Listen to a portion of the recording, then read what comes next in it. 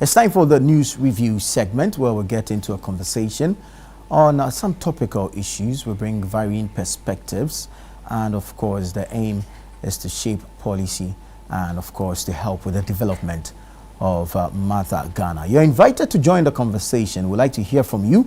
Send us your thoughts, your comments and your contributions. You can do so via the WhatsApp number on your screens, as well as joining us on socials. We're streaming live on Facebook, we're on YouTube.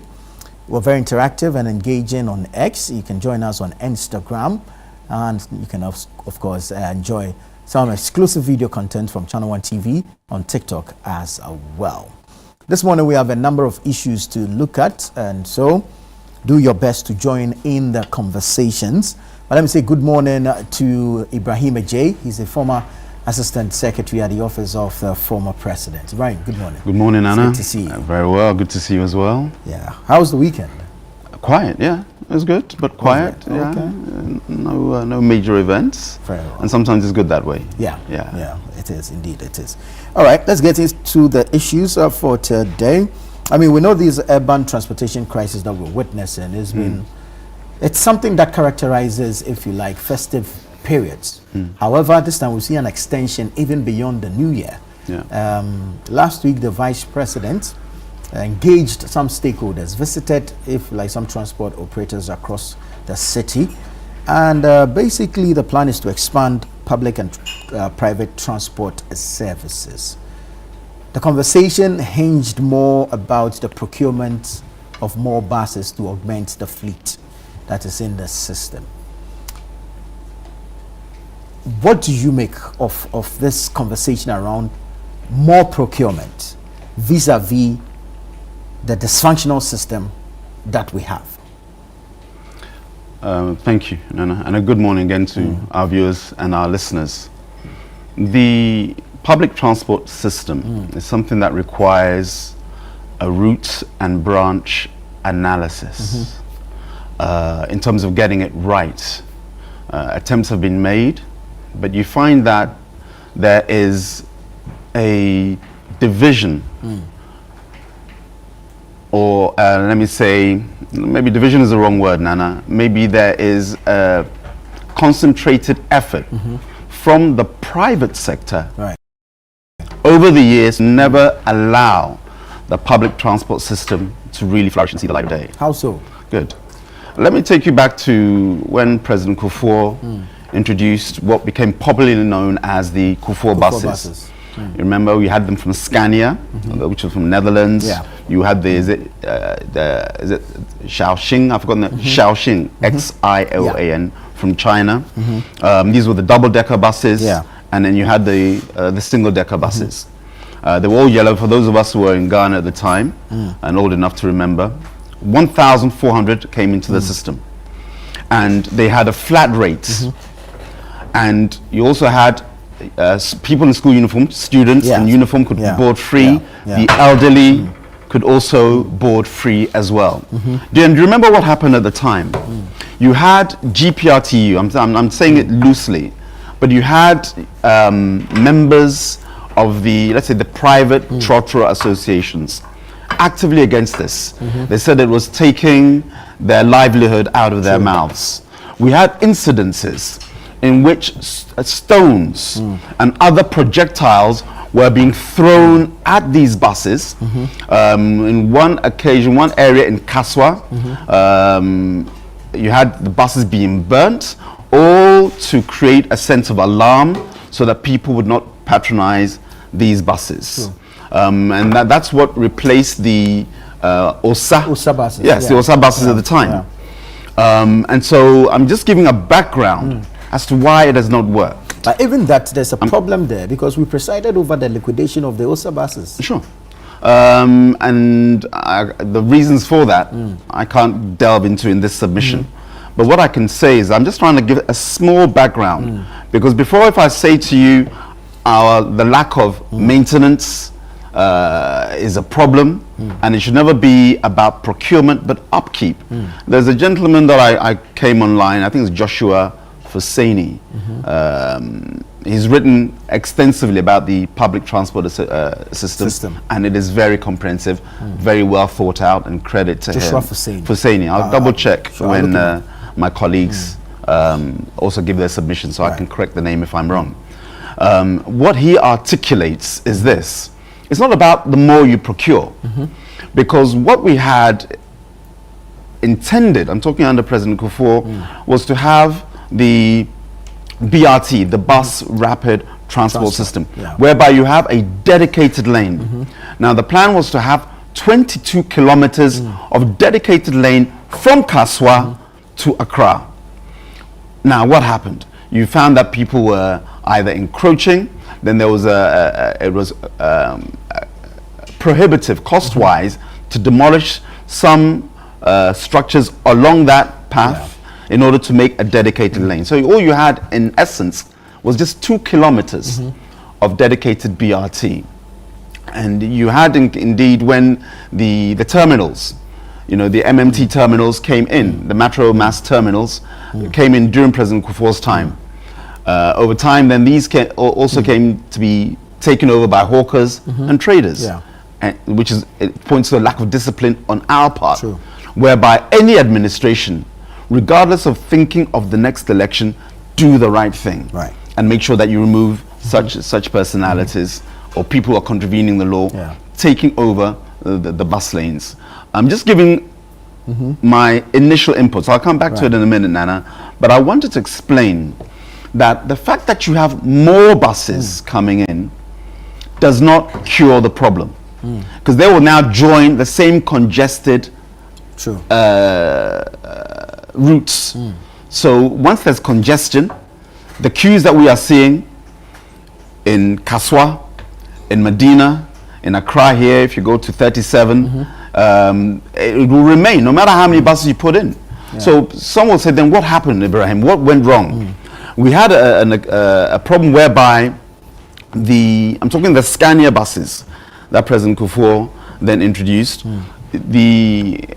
You know, all vehicles are now electronic, and there was a licensing to actually make sure that when there's a problem, you know, a system error code, you would use the electronic diagnostics to cure it, to find the solution.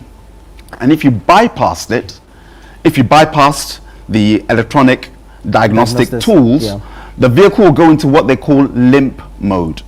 Now what that means is that that the power of the engine is reduced, and you cannot actually climb any hilly areas. That's one aspect of it. It's designed to bring, to put the vehicle, if you will, in a semi-sleep mode. When those licenses finished and would not continue payment, then engineers or mechanics were locked out of the servers that would then send the data to actually repair those vehicles electronically, as I say. So that's just one factor, whereby we have to now look at how we can circumvent that. And when we had with the Ayalolo buses, the decision was made to procure those buses. This was 2015. 2015. Whereby, again, you would not be, let's say, shackled to the manufacturers and their electronic systems. And this was to allow, if you will, you know, local engineers, mechanics to be able to service it when those buses also, you know, through wear and tear, deteriorated and became unusable. So it's a holistic approach that we have to do in terms of the public transport system. You have to make sure that, again, on the private sector, those who willingly, through subterfuge, seek to sabotage the public transport, as I mentioned, when the Kufuor buses came in. How is it that out of 1,400, you don't see them in the system? Out of the 450 Ayalolo buses that came in, from the reports that I read, I think it's like 65, it was 180 that are now currently in the system. A failure of maintenance, a failure to procure those buses that can be easily serviced, and some of them also needed electronic docking stations to be able to properly be maintained and work. And what we need to do is to make sure that it has to be holistic, but not to only rely on the bus vehicles. the same gentleman that I referred to you talked about how in Lagos and Kenya, you have the railway complementing the bus service. Okay, so that it actually feeds it.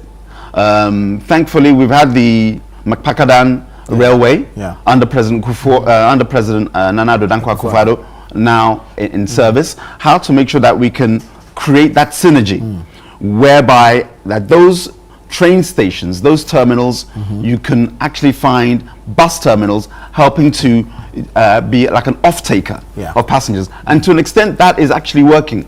You need to roll that out constantly. Some people now would say, but the cost, Ibrahim, is prohibitive. The cost of actually not investing now is what's killing the public sector in terms of transportation.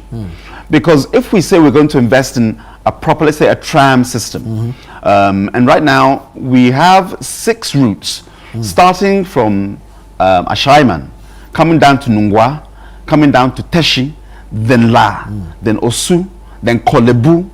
Presently, this was done under the MPP, to actually create that integrated tram or light railway system.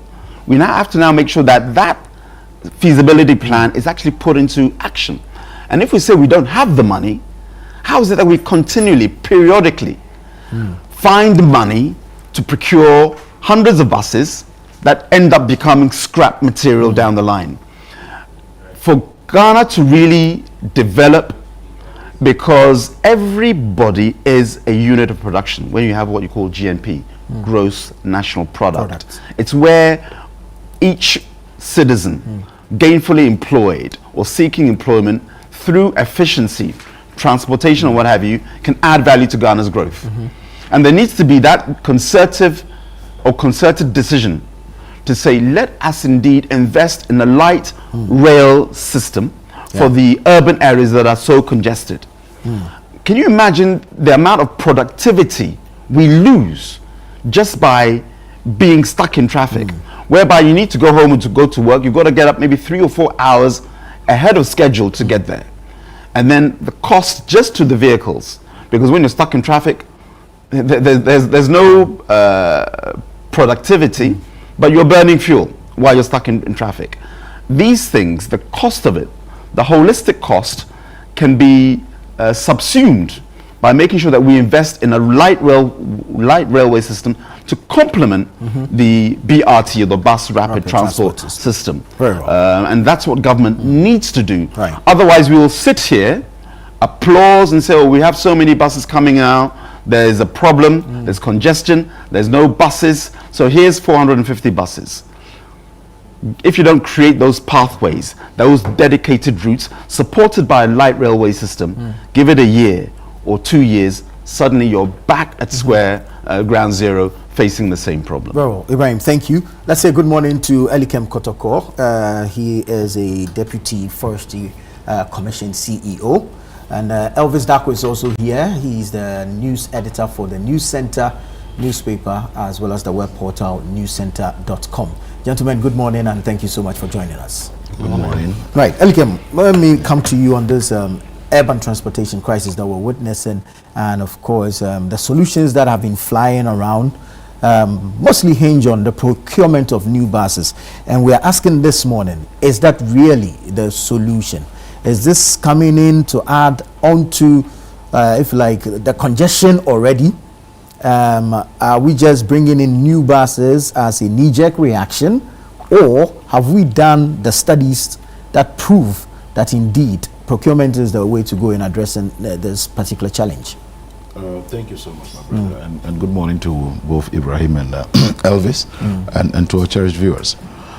First and foremost, we must admit as a people that there is no problem that has just a single solution. True. And therefore, solutions to problems are always multifaceted. And therefore, one may propose a leg, another may propose an arm, and another also propose a head, a nose, and all of that. The ultimate aim is to make sure we solve the problem. I mean, if you take, for instance, the records show that in 2020, October 2020, for instance, over 313 buses were sold because they were marked to be unserviceable by the government at the time, and they were sold for as low as 2,500 cedis. The only concern or question, however, is that are those buses that were set to be unserviceable going to be scrapped, or they were going to find itself back on our roads? And that is a question that we may... And that's one of the major problems we have, because we don't hold anyone accountable for some of these things. People intentionally or deliberately run down the vehicles and sell them off as scrap. Yes, I have always had a very serious issue with all governments in terms of the age of vehicles, especially public transport. True. I mean, come to think of it, to become a medical doctor, to train as a medical doctor to work on the human body, you need to go through medical school for, is it 5 years or 7 years? I think it's more. Okay. Then now, to now be a driver, to move people from one point to the other, it takes just less than 3 months or 4 months, and then you are qualified, and then you carry people, and many people. The other concern has been that the mode of teaching. Drivers, some have only basic education. So how well do they even understand what they need to know before driving? But that not being the substantive case. One key thing we need to look at is maintenance, the culture of maintenance, which has been very bad, not only in Ghana, but in Africa at large. We must look at that. Because I think if Ibrahim recalls, the last time we were here, he said when he was driving his car last, he was hearing some noise, and he wants to take care of it. That is it. You don't need to let things escalate to the highest level before you want to attend to them, because the cost of that maintenance or servicing will now rise because you didn't nip it in the bud when it started. True.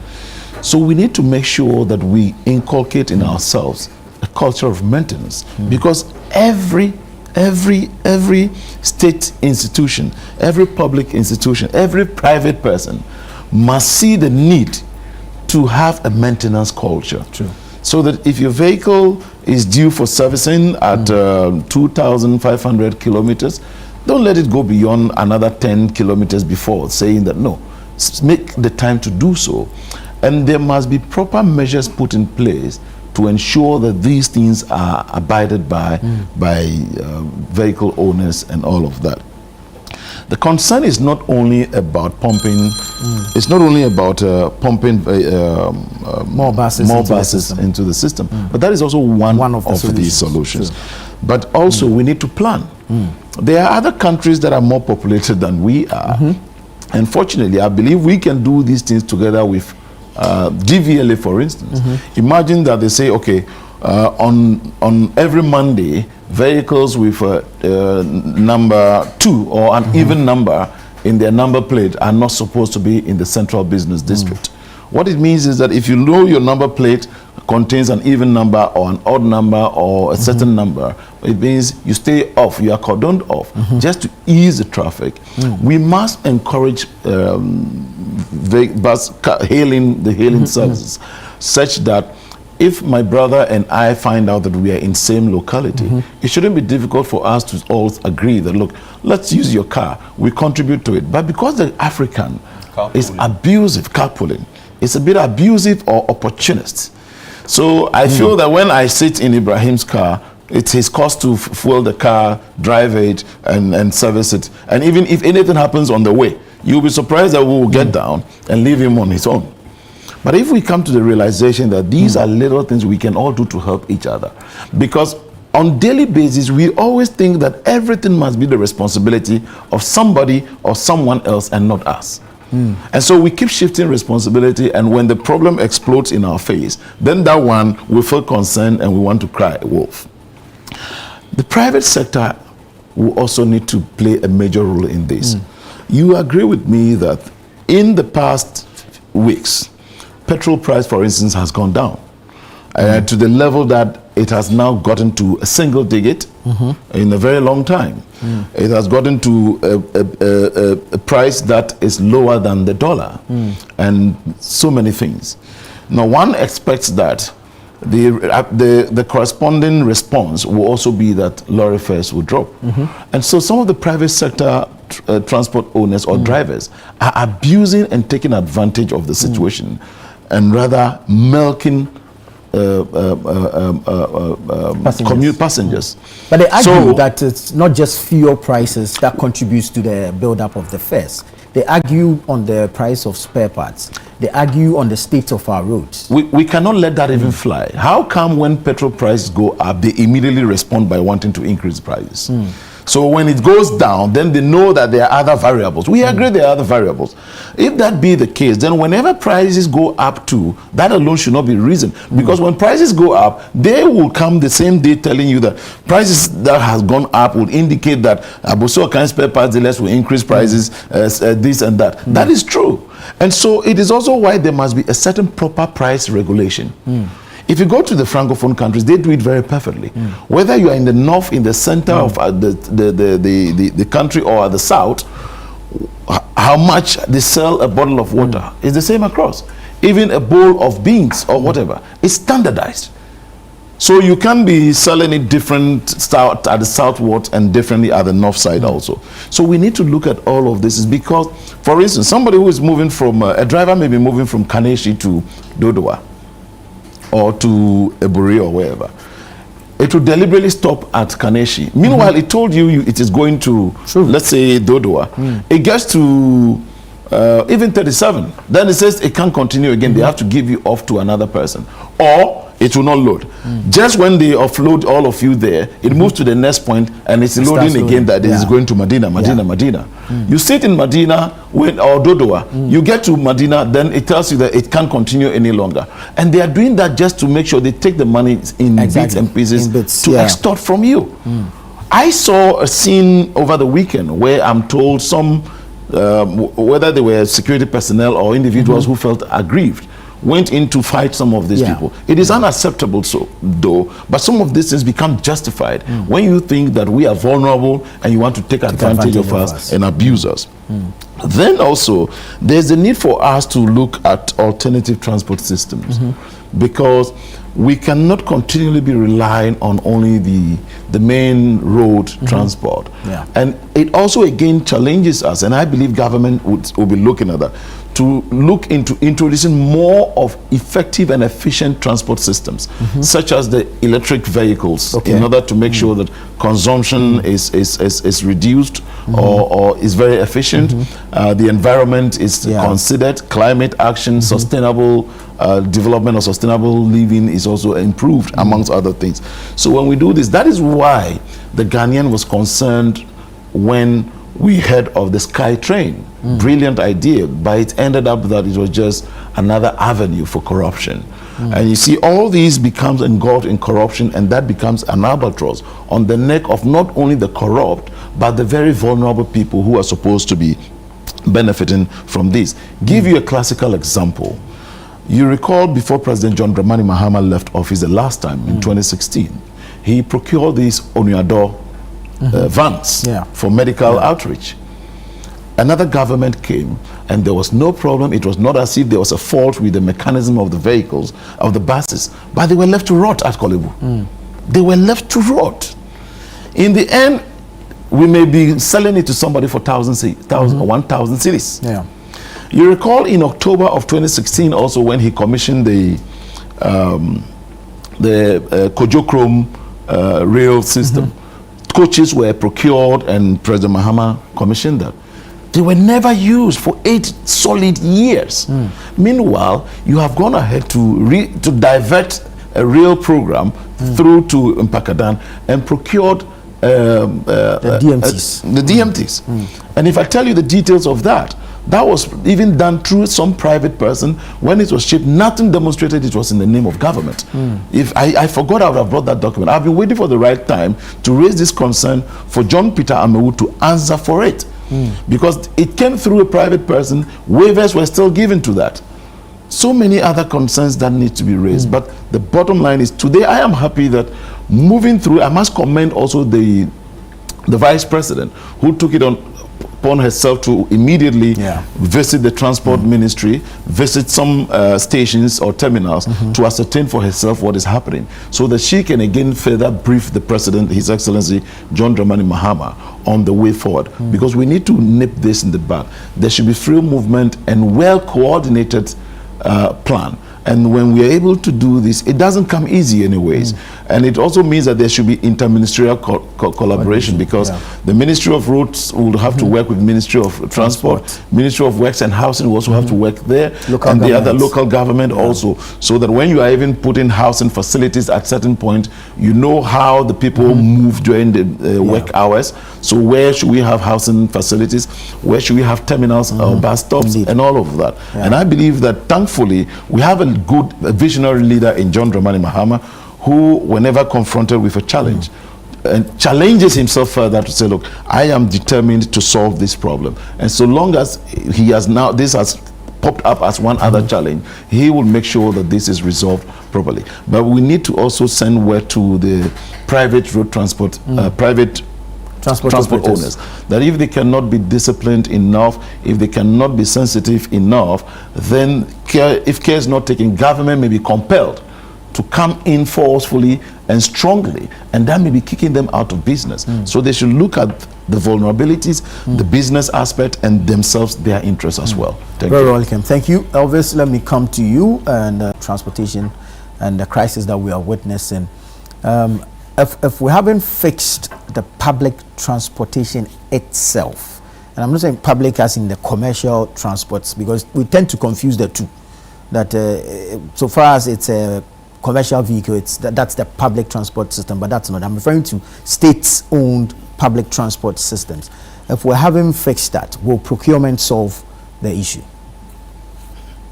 Thank you very much for the opportunity. The point is, see, in this country, we're always trying to solve the symptoms of problems, instead of the causal factors.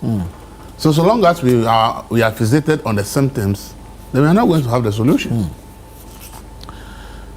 The question is, what is the situation about Accra, Accra Central, and Accra and traffic? That's the first question we should ask. Searching and looking for information to find certain things. It's estimated that 300,000 vehicles make trips to and from Accra Central Business District a day. 300,000 vehicles in a day. This same Accra Central Business District. 300,000 vehicles. 2.5 million people commute within the Central Business District in a day. That is why you have 300,000 vehicles. Because they have to ferry in and out about 2.5 million people every blessed day in Accra. We have more than 50% of commuters spending 16 to 45 minutes in traffic, whilst 46.3% spend more than 45 minutes in traffic in a day. You have people in Accra losing over 2.5 hours to traffic once they decide to move around town in a day. They are losing over 2.5 hours productive time just to be in traffic to get to where they are going and return home. The World Bank estimates that the BRT could save 50% of the traffic in Accra. And about 85% of all the trips I talk about in Accra is made by Trotro, GPRT, private owned, as we are talking about. And then we have Trotros account for about 3.5 million passenger trips in a day. 3.5 million passenger trips in a day. Then what about the roads? We have a mismatch between roads and capacity of volumes in Accra. Average traffic spent on Accra's main arterial roads is 28 kilometers per hour. You look at the time we are wasting. So you see, I'm reading all this to tell you that this is the problem. And if we have this problem, and we are not thinking about fixing the roads, how do we make more roads available within the Central Business District? You can bring in 1 million buses and the traffic will still be there. Because even bringing in more buses when the roads remain the same is why you are even having more traffic. Because the roads we have are not enough to contain the number of vehicles that are on the road. So when we have built and all road spaces left for expansion, we've closed all of them, and people are built all over the place. You can't expand your roads within the city. This is the problems you face. So we have a serious problem which will not be cured today or tomorrow if we don't attack the causal factors. Yeah. But we are focused on rather the symptoms. The traffic you are seeing is a symptom of a situation. And until we address that situation, we will not be able to talk about it. Yeah. Deploying the buses in the system is rather going to create more congestion. True. It's going to create more congestion, but then you are going to have more vehicles on the road. So an effective public transport system only brings in the kind of competition that will make the private players also charge us the fair fares that we need. Because if everybody knows that public transport is effective, is working, and maybe from Adenta to Accra, the bus will take you 10 cedis, and the trotro says it's taking you 15 cedis. You have a choice to say, if the public bus is there is 10 cedis, it saves me money. So I'll go for public bus rather than go for a trotro that's charging me 15 cedis. Yeah. So an effective public transport system only bring in that kind of competition and give the Ghanaian the choice as to which one to patronize. And that is why an effective public transport system will work. But see, we have all these I've read are all about the road. So the question is, when we are all focused on the roads and there is no space to also expand the roads, then addressing Accra's traffic, we're only talking. We are not doing anything. Right. So I have been saying that, one, we need a tram system or a light rail system within Accra. Okay. Over the weekend I was thinking, okay, what if we decide that from Tetekwashi to National Theatre, no truck will go there. We deploy a train. So you are from Adenta, Ashama, Tema, everywhere you're coming to Accra Central. The car ends at Tetekwashi. A tram will put you at maybe National Theatre, and you find your way to wherever you are going. If you are going to Circle, no truck should be able to make it to Circle. A tram should be able to take you from whichever direction, whether from Tetekwashi, whether you are coming from Achimota, tram should be able to bring you to a central point, and then we all find our way through various cars to wherever we are. And when we are returning, couldn't that really reduce the traffic? Because then you are now making sure that the central business district is no longer choked with a lot of cars. And that people are dropped at very locations close to the central business district. And sometimes you are not even motivated to take any car because the where you are light, you can easily walk. Like if you are going to Tudu, which is one of the most traffic-prone areas. If a car arrives you at National Theatre, why will you take a car to Tudu? It's just a stone throw, and you can easily walk there. So there are things we need to be looking at. So as I've said, even if we will have the roads to work, we do roads and we let the medians. We are not able to maintain the medians. Only street lights are there. Some of these street lights don't even work.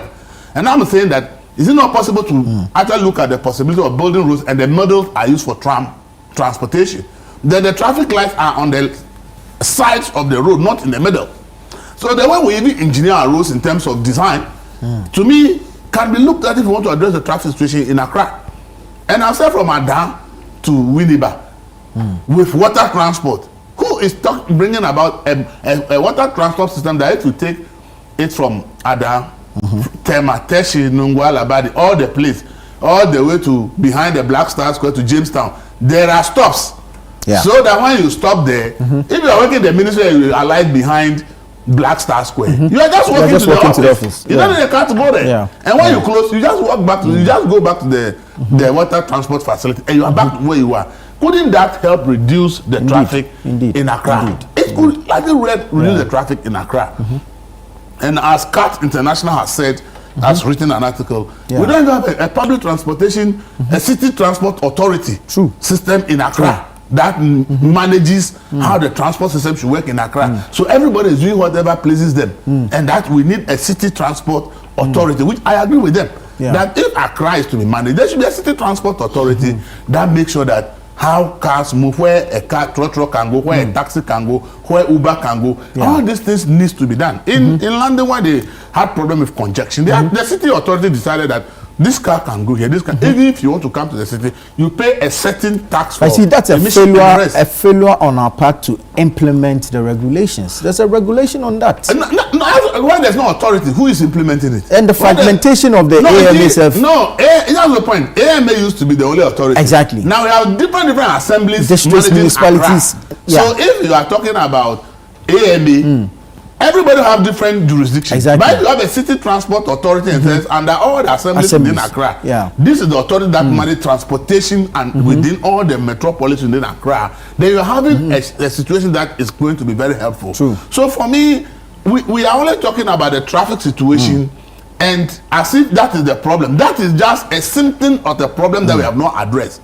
How are we going to be able to expand our roads if the way we built things cannot work? As he said, the Sky Train could have been a very beautiful alternative. Yeah. And when people mismanage a project, you don't abandon the project. And as I always say, if we had continued with SADA after all the problems we get rid of the people, probably poverty reduction up north would have achieved some higher results. But because it was mismanaged, we abandoned it. The fact that there are issues with the Sky Train and people are in court, it's not a reason why we should stop the project. We should really look at it and say, if this Sky Train thing, looking at the way we are built everywhere, and we are looking at the cost of breaking down buildings if we want to expand roads, and paying compensation for those buildings alone, will even be more than the money you need to actually build a Sky Train that may not require you to actually pay compensation for breaking down buildings. And if that will work, somebody should be looking at that and say, look, this thing, people who are put there may have done something that we think they must face the law. But the idea itself is a fantastic one. Let's work on it and make sure that we get, because clearly it's going to be so unsustainable in the next 5 to 10 years in Accra if we don't really look at the causes. Okay, because the numbers have been about 300,000 vehicles. It may get to 350,000 vehicles in the next 5 years. The 2.5 million people that are committing within Accra, it may get to 3 million or 3.5 million in the next 5 years. And the question is, if we are not addressing the real causes of the problem, then we will always sit and be complaining. As for the buses and deployment, if we can have an effective public transport system, it works. As on my way, I was asking myself, why do we have Ayalolo and the Govt owned by the state? And we have Metro Mass owned by the state. And we have STC owned by the state. But they are all operating independent of each other.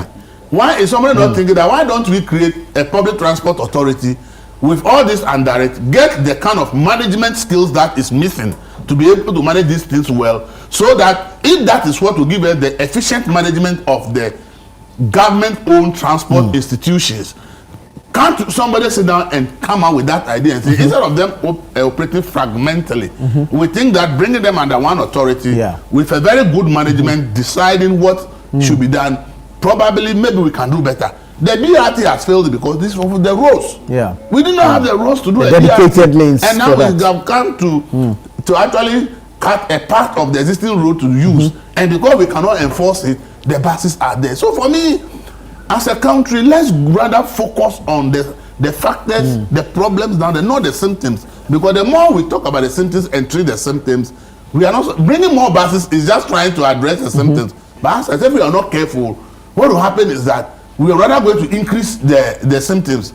Because see, if you look at the number of vehicles imported into this country every year the number of vehicles that comes in increase.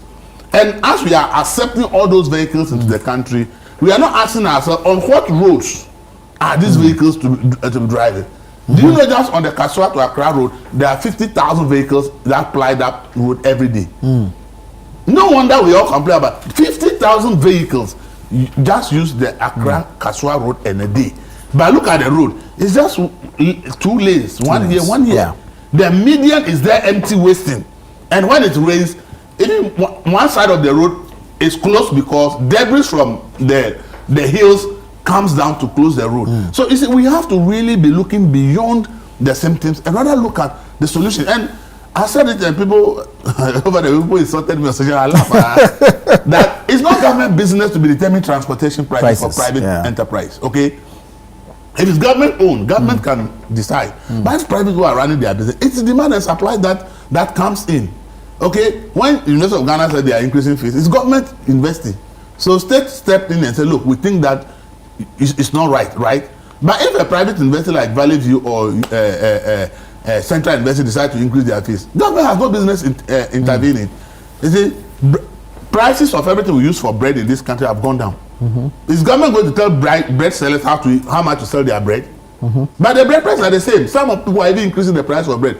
Bread is essential, it's food that we eat. Is anybody telling the bread sellers how much to sell a loaf of bread and what to eat? We are not at a control price regime. So this idea of government should force drivers to reduce fares, it will rather worsen the situation. Because drivers can decide now to say, okay, I think that the fares they want me to charge is not commercial, so I'm parking my trotro. It will escalate the problem. So government intervention in things like this should not be entertained. We should make people understand when the demand and supply forces determine the market, we will be better off. These unions, at a point they are good, but at a point they even become a cartel. Do you understand it? GPR2 alone controls about 85 to 90% of the market. So the first GPR2 set is what everybody must take. Yeah. But assuming I get to a bus stop and there are 3 different minivans.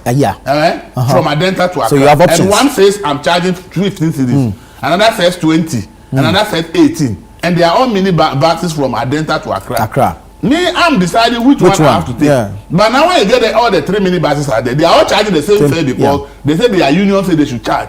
Maybe there's somebody there who believes that he can charge less than what the union wants to charge. Just as we are seeing the petroleum sector. Today, look at Star Oil. They even sell lower than the big boys in the market. Why is that now they are the #1 oil market? Because of price competition. Everybody know that I can buy from Star. The quality is guaranteed by NPA, and people have tried it, has worked, and they realize there is no problem with the fuel. Today, most of us buy from Star Oil rather than the big players. Why? Because we have allowed market forces to determine the prices. The time that government was subsidizing fuel, it was saying everybody must sell the fuel at this price. So you go to every filling station, the price is the same. But when government said, "Oh, let's do a deregulated market and allow the market players to look at their own advantages and disadvantages to determine their prices," that's why today you can buy at Star, and maybe if you go to Govt, there's about 1 cedi difference, big 1 cedi difference between Star Oil price and Govt price. I'm not advertising, I'm just using it as an example for people to know how the market forces can help all of us actually choose what actually favors us. So we should not entertain the idea that government should deploy national security people to go and be checking how much drivers are charging. That's not the solution. The solution is that somebody should sit down and say, is it possible if we want to break down buildings in Accra and expand roads, how much will it cost? If we decide not to break it down, but want to do SkyTrain, what's the cost? If we decide not to do SkyTrain, but somebody comes out with a brilliant idea and say, look, no small car should make it to Accra Central.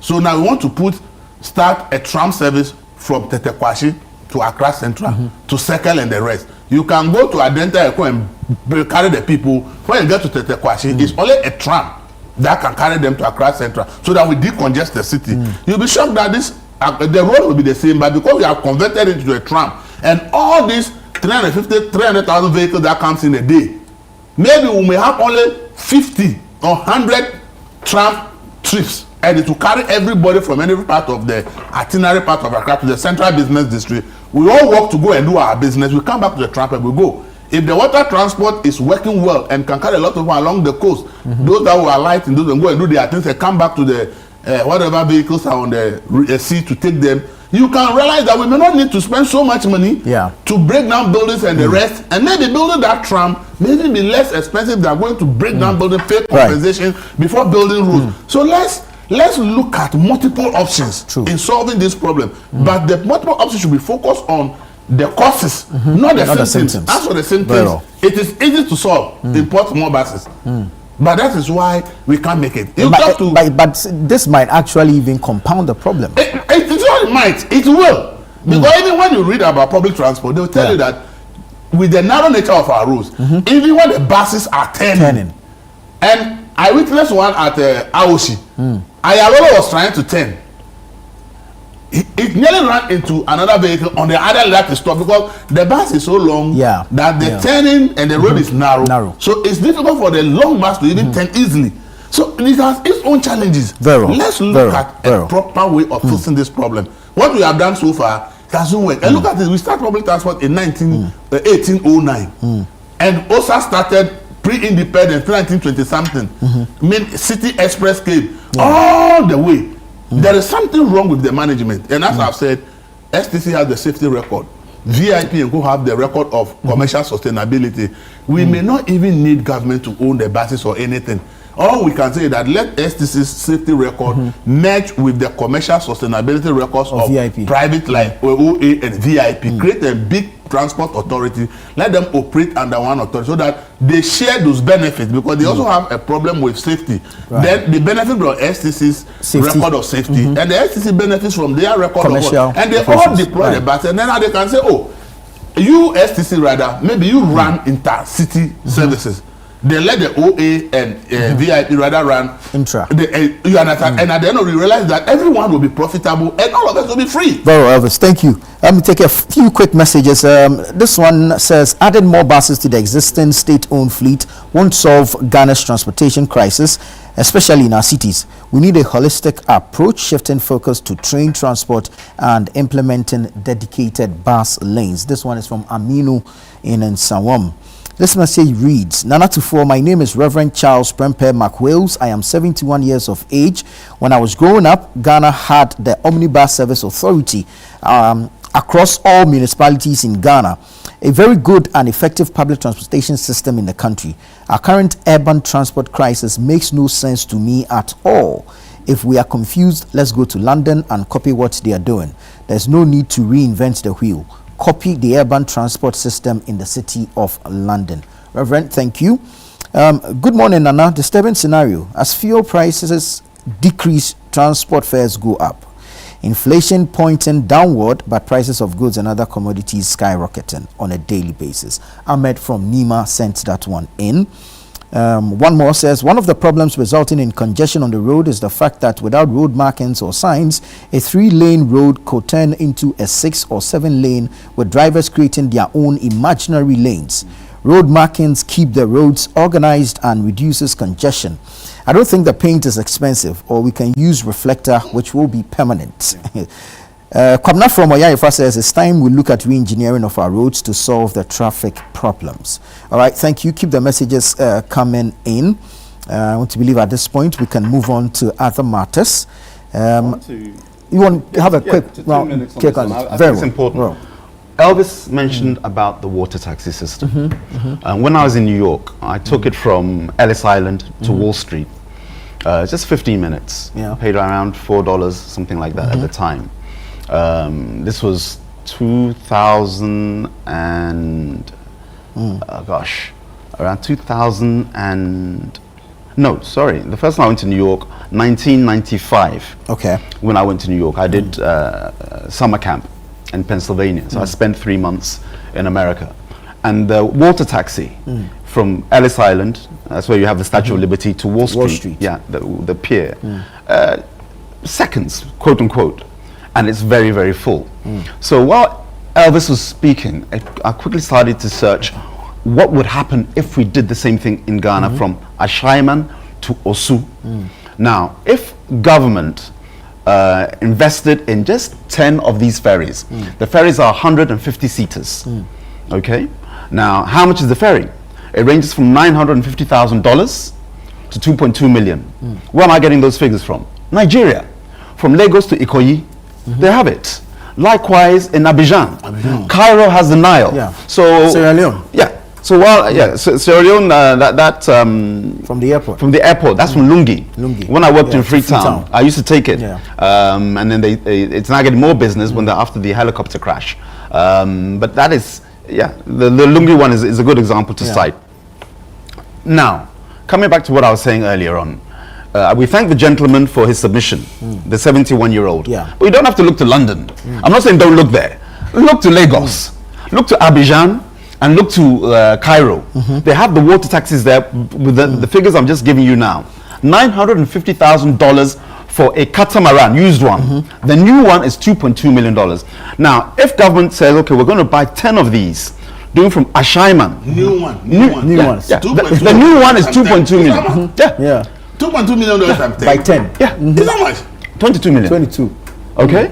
Now that's the new. The used one is $950,000. Let's buy the new 10 one. years. The last longer. Now, from Temahaba, from Ashaiman, all the way to Osu, there'll be stops, just as Elvis was mentioning. But then Ashaiman, you would have to board from Tema. Yes. That's the idea. Yeah. The idea is this: from Tema down to Osu.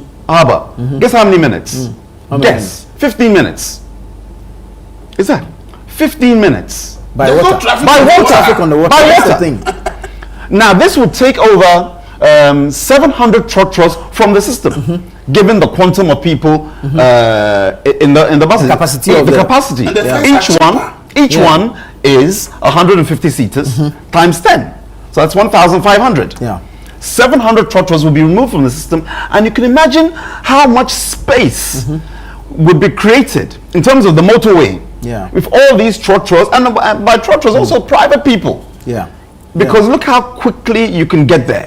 Okay, it says 15 to 22 minutes. It depends. Again, maybe the AI is calculating the speed or and the velocity. But look at this. You don't have to now create roads with the cost, like you mentioned. Yeah. And Yeah. I agree with what's being suggested about the median. But it's a holistic thing. While you're doing the median and the light tram railway, also use the water taxis. True. Because now you don't have to build roads. You just build terminals. Yeah. So Ashaiman, Tema. Tema. Then Tema where? You will come to maybe Nungwa. Nungwa then where? Teshi. No, Yeah, Teshi. Teshi. Yeah. Teshi then La. La. Then Independence. no, Jamestown. Yeah, Jamestown, And then Independence. Jamestown. Then you get to Osu. Yeah. Yeah. Seven terminals that you have to build. Let's say for argument's sake, each terminal costs, for argument's sake, $100,000. Just for argument's sake. Because again, you want to do it so that it has a legacy. You know, they say that elections are about the future. So you plan for the future. Just $700,000, okay? And now you have a holistic system whereby people can get to Accra safely between 20 and 30 minutes, depending on where you embark on the journey. True. And it's affordable, it's sustainable, which is why Elvis mentioned about getting the new ones. Yeah. And we can just, and again, it'll drive tourism directly. Yeah. People can get from A to B quickly and efficiently, and it just drives our productivity. And it's just one thing to complement what my colleagues have mentioned in terms of maintenance culture, you know, making sure that you create the roads that are what can complement Yeah. a bus rapid transit system or a metro mass transit system and so on. So that's what I wanted to Very well. to put Very there. well. And Very well. I'm hoping that beyond our collective submissions, administrations, this one and the ones to come, will look at it deliberately and say, okay, Channel One, Elvis, Elikem Ibrahim, and Nana Tufo have also commented, let's do something about it. Because for too many years, Elikem, Elvis, I'm sure we've mentioned these in the 20 or so years we've been coming on TV. Yeah. Yeah. It's not the first time. Yeah. That's why some of us can rattle it. Because on all the stations, we mention these things. But why is it there's a failure of administrations, plural, Yeah. to say, do you know what? These guys have been talking about it for 20 years. Let's do something about it. I'm hoping that this administration will start something Very well. in that area. Very well. Elikem. Yeah, just a quick one. And I think this is very, very important.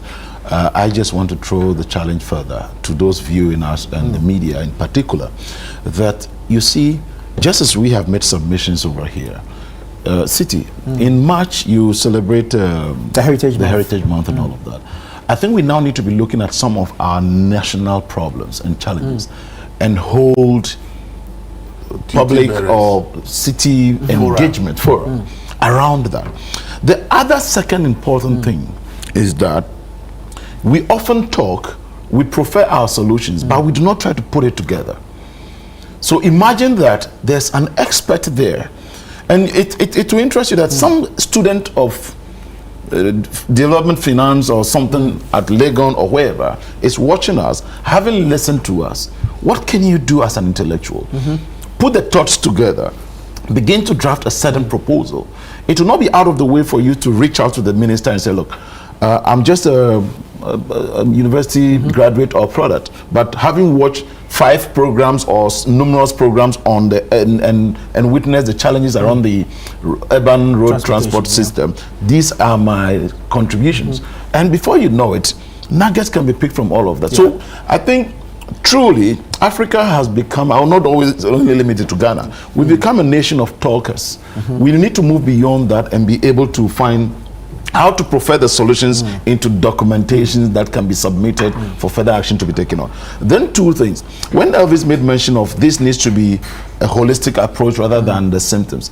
You see, addressing a matter with a holistic approach does not mean that you will get the holistic together at once. You would always have to address it bits by bit, but only if you are focused and determined that this is the plan.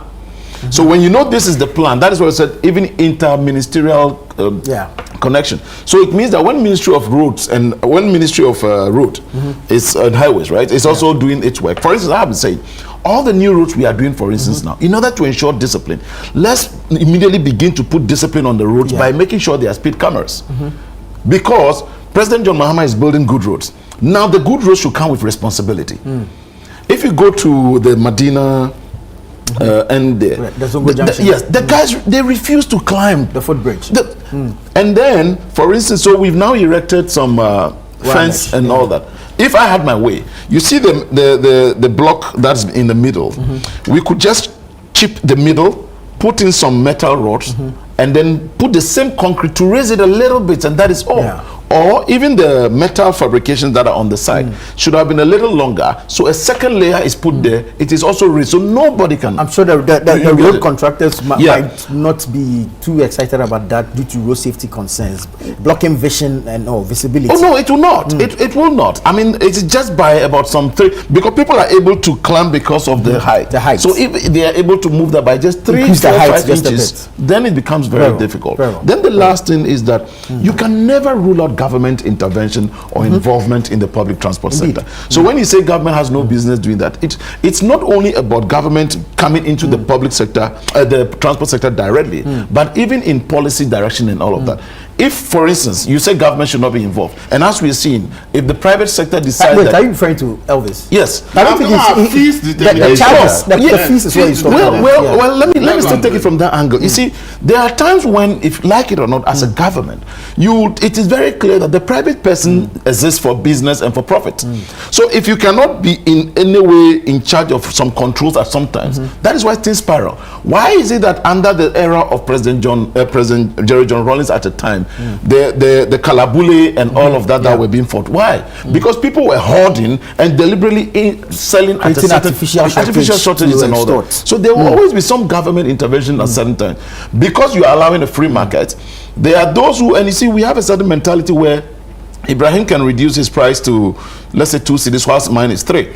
But being rational and a business person, if you are all at 3, why should I be at 2? Then I should be at 2.9.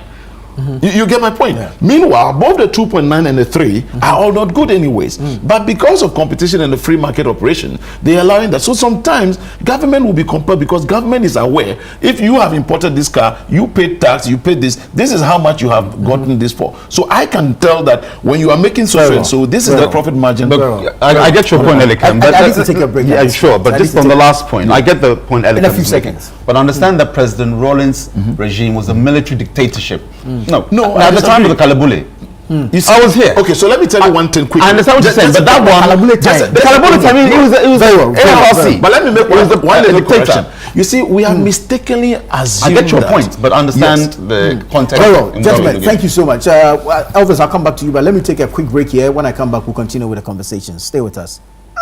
Welcome back. Thank you so much for staying with us. This is Breakfast Daily here on ChannelOne Television. Ibrahim Ajay is here. Elikam Kotoko is here. Elvis Dako is also here. Let me go to Elvis quickly to wrap up the conversation on the transportation issue, and then we can move on to other subjects. Elvis, final take on. Yeah, finally, I think that we need a Metropolitan Transport Authority with replanning and enforcement powers. We need an integrated land use, housing, and transport planning system.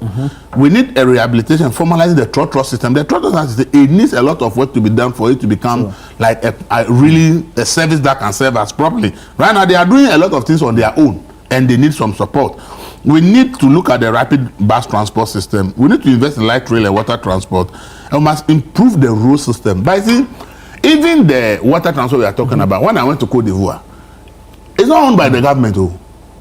It's private people. So every station has a different color because it's owned by, it's just like the way the transport unions are here. On the water, they say. So government investment could be just to build the stations.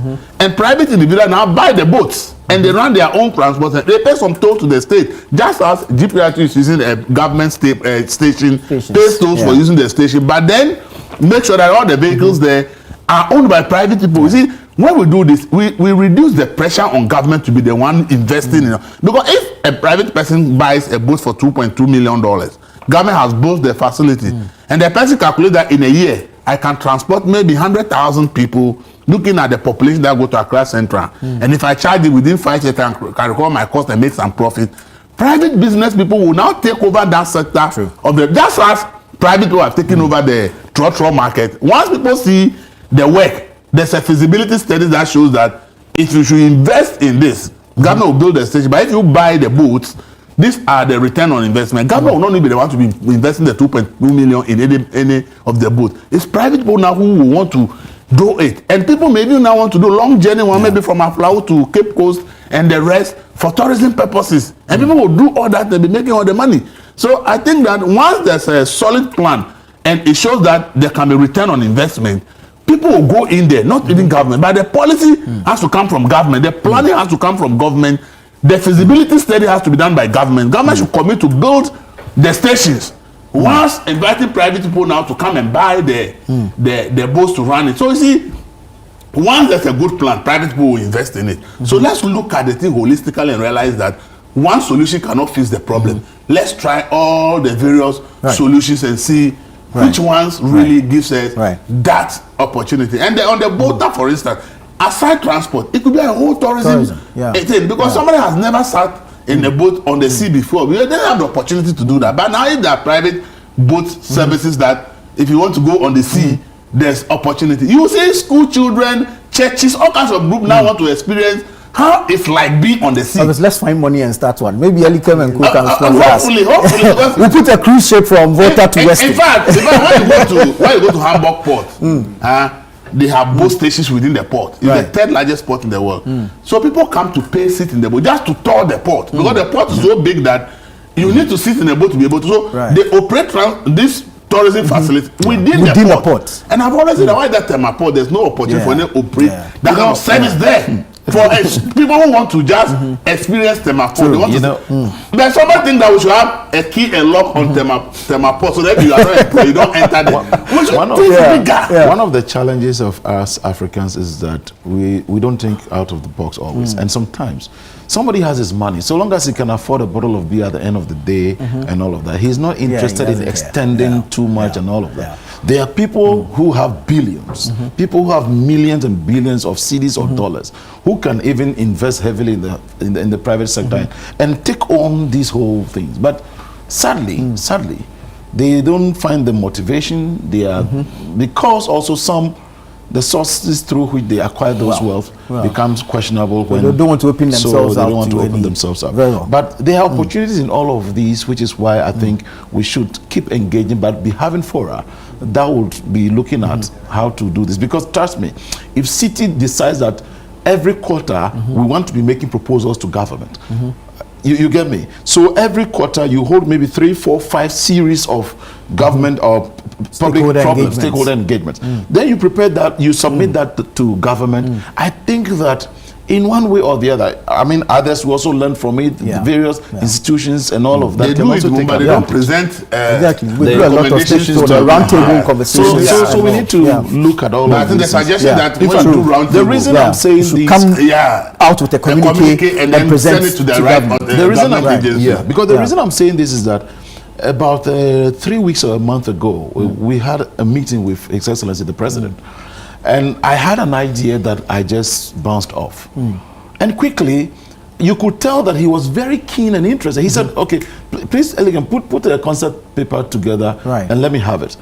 I raised similar thing again deliberately at another engagement recently. And the Chief of Staff also said the same thing. So I now know that both President and Chief of Staff are interested in that. And so when I'm putting it across, I now am convinced that it will not even be difficult. The same thing I spoke about, Your Excellency, is what I have just brought forward. And this is it. And it is for the good of Ghana. So we should cultivate that habit. Reverend is back with the message. He says, Nana Tufo, thanks for sharing my piece. Furthermore, I have lived in New York City for 43 years, and he goes to give us options regarding the transportation systems there. He says, our transportation system: 1, surface buses; 2, subways, underground trains across all the 5 boroughs of the city of New York; 3, water taxis; 4, trams; 5, scooters and bicycles. So he gives us those options. Okay, let's move on to the matter of Sedina Tamaklo, former Maslog CEO. We're being told is currently in detention in the United States of America. Ghana's envoy, Ambassador Victor Smith, tells us that she has a court appearance on January 21, which is tomorrow. So, Elegant, this is good news. This woman has been convicted for how many years? She's been out of the country. I don't know if this particular detention will lead to her extradition to Ghana, but what, I mean, does it give us the if you like, the plus sign in our fight against corruption? I think so. One would have wished that it was not her. But again, this is just to also tell you, so long as you are serving in government, you are culpable and responsible for the actions you actually take. And I don't know why it took this long, because we all are aware of when the process started and how when pronouncements were made and all of that until now. It is also to again tell you that whatever actions government needs to take to ensure that there's discipline, there is fairness and objectivity in all things, that actually would have to be done. You agree with me again that it further not only cement President John Dramani Mahame's commitment to being fair to all Ghanaians. It doesn't matter where you belong or your political coloration. Coming from the NDC, indeed, it will not be out of place for me to say that how I wish she was not the one, how I wish it was not her, or it was not in our folk. But whatever be it, now that we have been told of that 21st, which is the very day that Donald Trump is blocking the the immigrant visa applications, yes. And so we only look forward to see what the outcome of that also will be. And you see, it again goes to also cement calls for our very most respected Ken Oforiatta to also come back home, because this is to tell you, he will be in court today. Yeah. So we have a whole finance minister who said he was not taking salary, he was proud as a Ghanaian and all of that, and suddenly does not want to come to his home country. So this is a clarion call for all and a warning to everybody as well. When you serve in public office, be diligent, let the public interest be paramount in all you do. And in that case, when you are walking during the day, at dawn, at night, you don't need to watch over your shoulders, because you know that you have done nothing wrong. And so I look forward to how this will also turn out after the court hearing. Yes. Very well. Elvis, Ambassador Smith tells us that this particular hearing will be a decisive stage in whether or not she gets extradited to Ghana. Well, for me, this thing so far, I'm a bit skeptical, because when the statement came, I was excited. But it's around that the statement he signed on the Ken Oforiatta and the one he signed for this lady, the signatures are different. The letterheads look different. So I asked whether the embassy they uses two different letterheads to try. I don't know how come our embassy can be using two different letterheads at the same time. And I want some clarification on that, because that got me confused. Because I was expecting that once it's in our embassy, the same letter head over. So that place got me a little. And then he also got an interview, and he was asked if you said the person has been arrested, have you made any contact? After issuing the statement that the public took it up and everybody asked him, he said, as at yesterday, he had not made any contact with her. He said they have not been allowed to.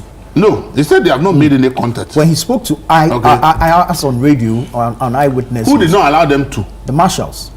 Why didn't they allow them? I'm not sure. He says the reason remain unknown, that the restriction, they've been restricted access to her. They've not had access. Has revealed that Ghanaian have not yet made contact with the Namtamekulu. Yeah.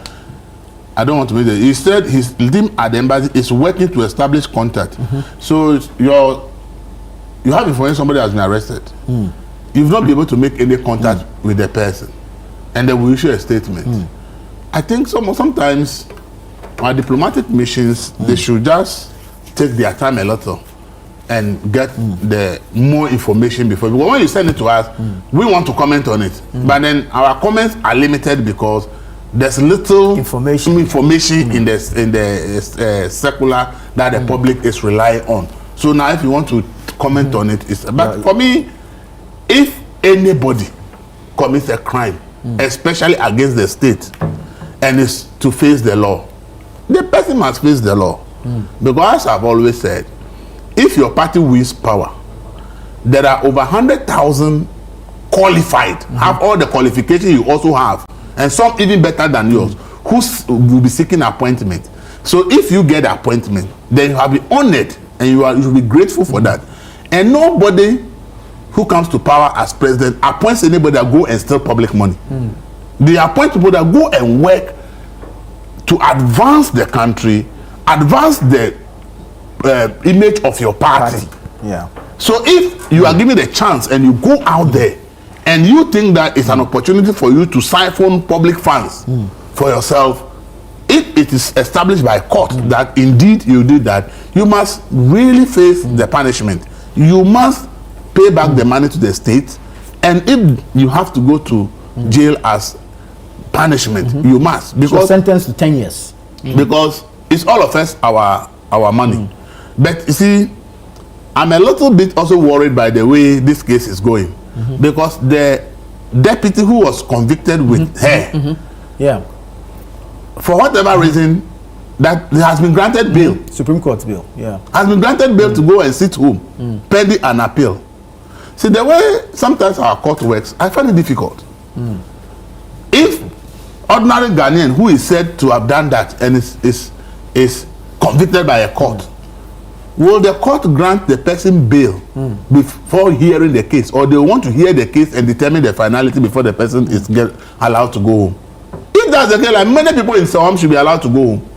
Many people in other prisons in Ghana should be allowed to go home on bail while their appeals are being hearing. Many people are convicted in this country, ordinary people who actually appeal their case. They stay in the prison until the final determination of the case. So why is it that a political class or a group of people, because of their power relations, the court seems to be treating them differently from ordinary Ghanaians? I think that the court must be mindful of some of this, because see, we are all watching as Ghanaians. Because if the poor person, when he commits a crime and appeals his case, remains in custody, Agrada appealed her case. Has Agrada not filed appeal? Has Agrada been granted bail to stay home whilst the appeal is heard? No. Is Agrada not in prison awaiting an appeal? Have not many Ghanaians also appealed their cases in the court? Have they been granted bail to go and sit home before they go to the court for the appeal? I think that the court should be mindful of the way they do things. We are told that we are all equal before the law. But a judge has come to say it's an animal farm judgment.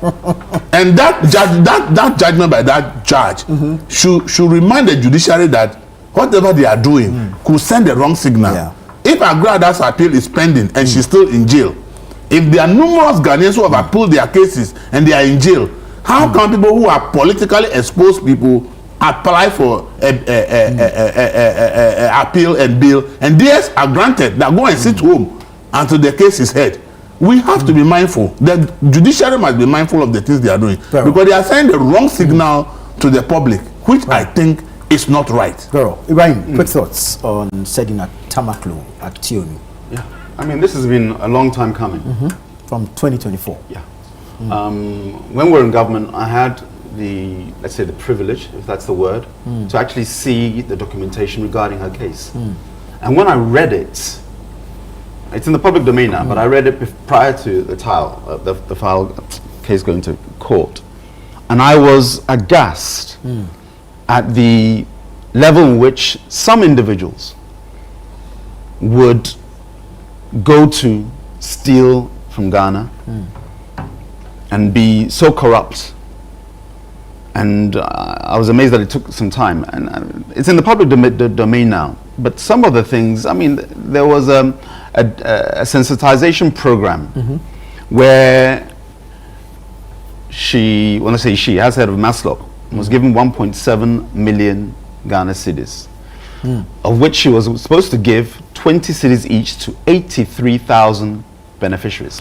The amount is 1.7 million cedis. Only 1,700 cedis was disbursed. The others. Then there was a procurement of, you know, these Praja, Abosokai Macho. Those small trucks at overinflated prices. This is what I read at the time. And then, of course, we all know about the loan of 500,000 cedis to Obantapa, small loans. The company said the 24% interest that Maslock was charging was too much. So they refunded the money back to Maslock. And there's receipts to show that, yes, the money that Maslock loaned out, because it's a loan, it's a medium and small loans organization. But the 24% they couldn't afford, so they sent it back. Maslock received the money under Sedinam, but it was never reflected back in the books again. It was misappropriated. And there are other, I mean, it was altogether 78 counts that she was tried upon and found guilty of. Stealing, attempting to steal, money laundering is all there. And you wonder, how can an individual, given what Maslock's agenda is, it's to help the needy. You understand? There was a fire in Katamanso, money was given, and just a small portion of that money went to the beneficiaries. That's why I said I was aghast that this particular individual could do that. Now, she's been given 10 years in absentia. I also heard yesterday about the appeal, or the bail. I thought that under Ghana laws, when you abscond or you jump bail, you are no longer entitled to appeal. You are in contempt of court. When you're in contempt of court, straight you're in remand prior to being accused or adjudged. But I was checking that there is a possibility to appeal. There's a technicality in that area. But I think, you know, per natural law, what should happen if somebody has been convicted, then you, prior to the conviction, you applied for medical leave, it was granted, and then you then jumped bail. You didn't come back. Upon your return, it should be a straight route from Kotoka straight to Nsawam. What Elvis mentioned, I think, needs to be properly looked at, and we're seeing what this administration will do if and when she does eventually land on these shores, because you send out a wrong signal. If indeed somebody who has jumped bail is allowed to appeal and sit at home, it will just send a wrong signal to everybody in this country, you know. And I'm praying that it won't come to that, because you have to set certain benchmarks whereby those duly accused. But did this gentleman, what's it called? Did he also jump bail? Daniel Axon? I'm not aware that he jumped bail. Okay. I'm not aware. Right. I'm not aware. Right. Because he's the one who's been granted he's the one. Yes. Appeal. Yes. I was referring to Sedinam Tamaklo. Yes. On this one is Daniel Axon. Yeah. So I understand the reason. We need to clarify it. Yes. Yeah. So the gentleman who's been granted the bail. Yes. He did not jump bail. He has been here. That's it. He faced trial. Yes. He's only appealing. The sentence. The sentence, as is your right. Exactly. You as the accused have every right to exhaust every avenue to clear your name legally. Yes. I was juxtaposing it to the two in terms of Sedinam Tamaklo, that if and when I say if and when because we're in Ghana, she eventually does appear here. She should straight to Nsawam, and I say that not in a way in which I don't care for your fellow human being, but while we care for the fellow human being, look at what that individual did against other fellow human beings. And sometimes that's where we have to weigh our compassion. I can understand Elikem. She's coming from the NDC. Okay? So it's natural. But sometimes you have to go beyond the natural and look at the national interest and not your partisan interest. This is no slight on Elikem. He's being honest. I would rather prefer it was from somebody else. I personally would rather prefer it didn't happen. But because we are human beings, and it will happen across administrations, it will happen. You remember when, what's her name? The lady NDC. If you don't make $1 million, Victoria Hammer. If you don't make $1 million, you're foolish. Wishful thinking. That's what she said. Her driver caught her. Yes, I know. But I'm just giving you an example that across administrations, I don't want to somehow paint this as a NDC characterization. It would not do justice to my submission if I go on that tangent. Because across administrations, people fail to work in the interest of the state and in the interest of themselves. Yeah. And as and when these individuals are caught and properly brought to book, people, I'm talking from a partisan point of view, should not even support them. Not even emotionally. You know, somebody, there's been a fire in Katamanso, money has been given to help them. You don't disperse that money, a small portion of it, and you keep it. It means you don't care that those who are affected by the fire in Katamanso, whether they live, they die, the shops were burnt down. That was 1.4 million cedis. Thank you. And how much was dispersed? 579,000. Look at that. Yeah. What? I don't want to be emotional. Don't be. Yeah, I won't. Don't be. But think about it. The fire that killed people, destroyed businesses, and they need just the money to get them back on their feet. And you, I'm talking Sedna and her co-accused, didn't care about those people at all. Again, I'm not going on the NDC area because there are MPP people in the past who you can also cite. So as Ghanaians, when we see people from our ranks, let us close ranks against them. If after they've been properly adjudicated by law, it helps the voters or Ghanaians to say that yes, if you're MPP or NDC, these panelists or this party will not tolerate when you act against the interests of Ghana.